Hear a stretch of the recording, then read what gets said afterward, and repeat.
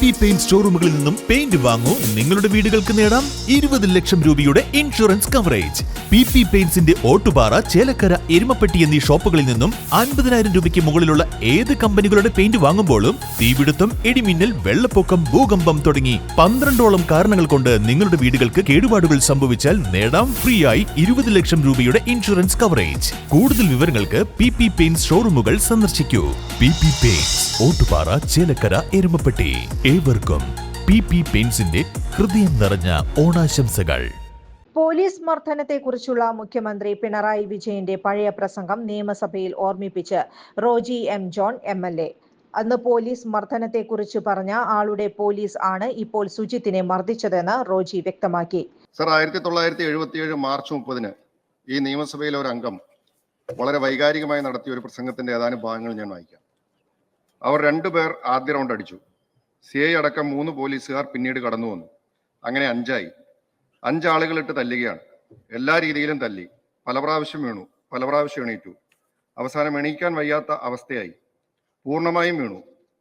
എഴുന്നേൽക്കാത്തതോടുകൂടി അവരെല്ലാവരും മാറി മാറി ദേഹത്ത് ചവിട്ടി. അവർ ക്ഷീണിക്കുന്നത് വരെ തല്ലി. 10, 15, 20 മിനിറ്റ്. എന്നിട്ട് അവർ പോയി.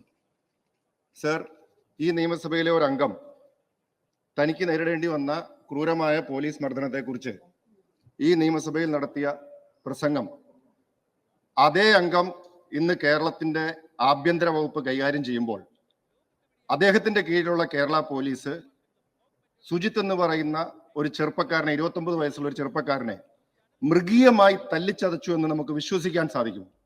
ആ മൃഗീയമായ പോലീസ് മർദ്ദനത്തിന്റെ ദൃശ്യങ്ങളാണ് കഴിഞ്ഞ ദിവസം കേരളം കണ്ടത്. സർ, എന്താണ് നടന്നത്? 2023 ഏപ്രിൽ 6 സംഭവം. രാത്രി വൈകി റോഡരികില് തൃശ്ശൂർ പൂരത്തിന്റെ വീഡിയോ കണ്ടിരുന്ന സുഹൃത്തുക്കളെ ഏതാനും ചിലരുമായിട്ട് പോലീസ് ഒരു തർക്കത്തിൽ ഏർപ്പെടുകയാണ്. സ്വാഭാവികമായും ഒരു പൊതുപ്രവർത്തനം എന്ന നിലയിൽ അവര് സുജിത്തിനെ വിളിക്കുകയും സുജിത്ത് അവിടെ സ്ഥലത്തെത്തുകയുമാണ്. സർ, അദ്ദേഹം വിചാരിച്ചത് പ്രധാനമന്ത്രിയെയും മുഖ്യമന്ത്രിമാരെയും മന്ത്രിമാരെയും ഒക്കെ ചോദ്യം ചെയ്യാൻ അവകാശമുള്ള ഒരു ജനാധിപത്യ രാജ്യത്തിൽ നികുതി പണത്തിൽ നിന്ന് ശമ്പളം മേടിക്കുന്ന പോലീസുകാരെ ചോദ്യം ചെയ്യാനുള്ള അവകാശമുണ്ട് എന്ന് ആ പാവം തെറ്റിദ്ധരിച്ചുപോയി. രാജഭരണകാലത്തെ ഓർമ്മിപ്പിക്കുന്ന പെരുമാറ്റമായിരുന്നു പോലീസിന്റെ ഭാഗത്തു നിന്ന് വന്നതെന്നും ജനാധിപത്യപരമായി ചോദ്യം ചെയ്തതിനാണ് മർദ്ദനം നടന്നതെന്നും റോജി പറഞ്ഞു. യൂത്ത് കോൺഗ്രസ് നേതാവ് എന്ന് പറഞ്ഞിട്ടും അടികിട്ടി. നേതാവ് ചമയേണ്ട എന്ന് പറഞ്ഞായിരുന്നു അടിച്ചത്. 45-ലധികം തവണയാണ് പോലീസ് സുജിത്തിനെ മർദ്ദിച്ചത്. കള്ളക്കേസിൽ കുടുക്കാനും ശ്രമിച്ചു. CCTV ദൃശ്യം നേരത്തെ പോലീസ് മേലധികാരികൾ കണ്ടു. പോലീസ് ഗുണ്ടാ സംഘമായി നിരന്തര നിയമപോരാട്ടം നടത്തിയില്ലെങ്കിൽ പുറം ലോകം അറിയുമായിരുന്നു, റോജി ചോദിച്ചു. കൂടുതൽ വാർത്തകൾക്ക് ഞങ്ങളുടെ ചാനൽ സബ്സ്ക്രൈബ് ചെയ്യുക. Facebook ഫോളോ അപ്പ് ചെയ്യുക. വാർത്തകൾ വേഗത്തിലറിയാൻ Anytime News.